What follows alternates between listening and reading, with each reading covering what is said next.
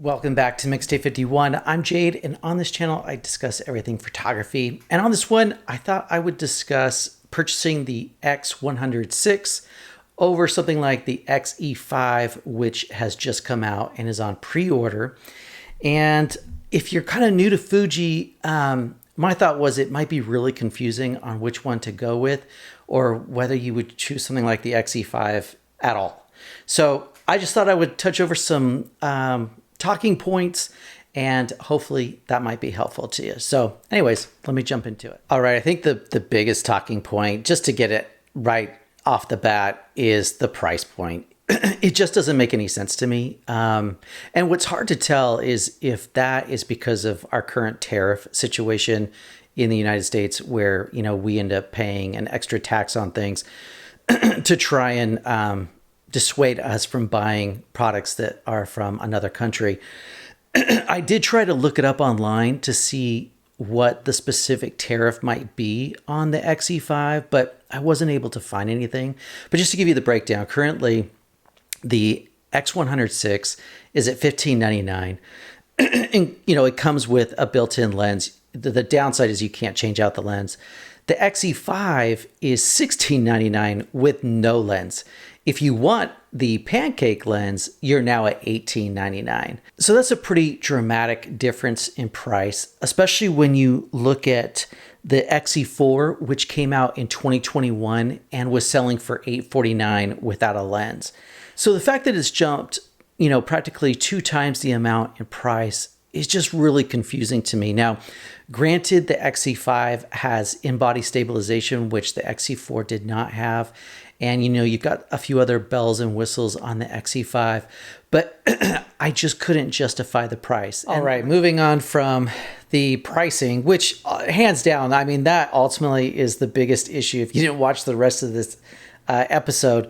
But I thought I would break down some other differences that I think are something to take into consideration and to think about. So the big one for me, and something I'm really excited about trying out on the 100VI, is the built-in ND filters. I love shooting long exposure, and you know, that's a passion for me. So it might not be something for you, and the NDs just, you could care less about. Moving on from that, the lens is a f2. You know, for the 100VI, and the pancake lens for the X-E5 is a 2.8. Not a huge difference, not gonna, you know, kill you as far as nighttime photography, but I always think it's nice to have that little extra when it comes to a lens as far as its speed and being able to utilize it for lower light situations, especially when you're doing like street photography like I like. You know, a lot of that you do at night, and it's nice to have, you know, a 2 over a 2.8. Now, one of the bigger issues actually for me when it comes to the two cameras is ergonomics. And they both share similar ergonomics, which now that I have the 100VI, I'm not really a fan of.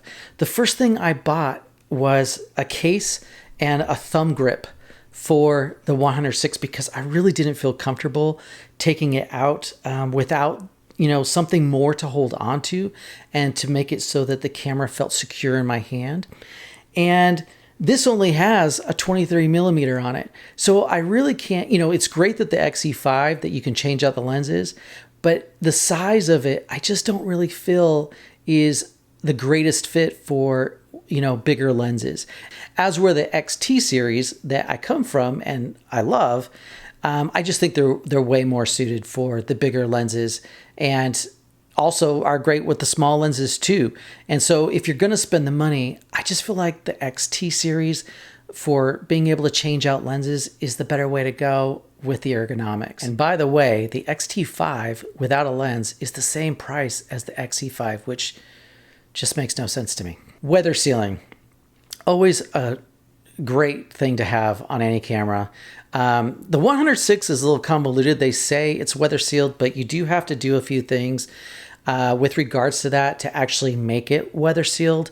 And that would include getting a separate filter and an adapter that has like a rubber seal in it and sort of finalizes making the 100VI actually weather sealed, which I didn't realize when I bought it, but that seems to be a thing.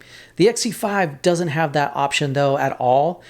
You can buy, of course, weather sealed lenses for it, and the kit lens that they're selling with it is weather sealed, but that unfortunately does not make the body weather sealed. Now, this one might be a little nitpicky, but the 100VI has a analog dial for the ISO, which I greatly appreciate. I love the I love the analog dials on these cameras. The X-E5 does not have that, so heads up on that. And another thing is, both cameras do have a rangefinder style viewfinder, and that is another thing I really love about this camera, is because it's just, I think, a lot easier to use than when the viewfinder is in the middle of the camera. But the difference here is that you have an optical option with the 100VI, and the X-E5 does not have that. It only has the electronic version. A lot of this has been negative towards the X-E5, so I thought I'd throw in two things that I do like about the camera. And the first one is the fact that the LCD screen does flip all the way up from the back so that you can actually film yourself and see yourself at the same time. Kind of like, well, not kind of like, I was going to say the X-T4, but the X-T4 flips out. It's what I'm filming on right now, as where the X-E5 flips up. But it's always a nice option to be able to film yourself. So I do like that feature. And then also, it doesn't have a record limit, which a lot of the Fuji cameras do have, including the 100VI. Even though it's a longer record limit, it still has one. The X-E5 doesn't, and I think we can all appreciate that flexibility. All right, so I thought I'd end this with a few options to maybe look at or consider.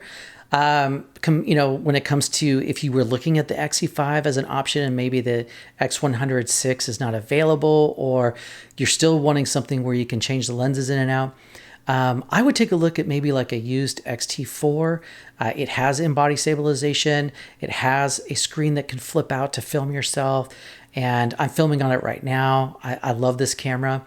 I would also look at the X-T5, brand new, is the same price. And I've got an X-T5. It's an amazing camera. Or if you're wanting that, if you love that look and the fact that it's compact, I would maybe go for a used like X-E4 or X-E3. Yeah, you're not going to get the IBIS, but you're going to get a dramatic discount, and you've got that same look, which I have to say, that is one thing I really appreciate about this body style is the look. Aesthetically, it's a beautiful camera. But with all that being said, I hope this has helped you out. If I've missed something, or you know, you've got some input yourself from your experience, maybe you bought the X-E5 and I'm just way off here because of maybe how you shoot a certain way, and the X-E5 was just the perfect fit, and I don't know what the hell I'm talking about. Highly possible.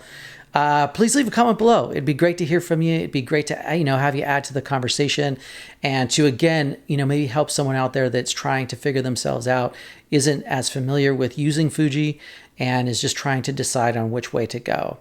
But other than that, my zine is on sale.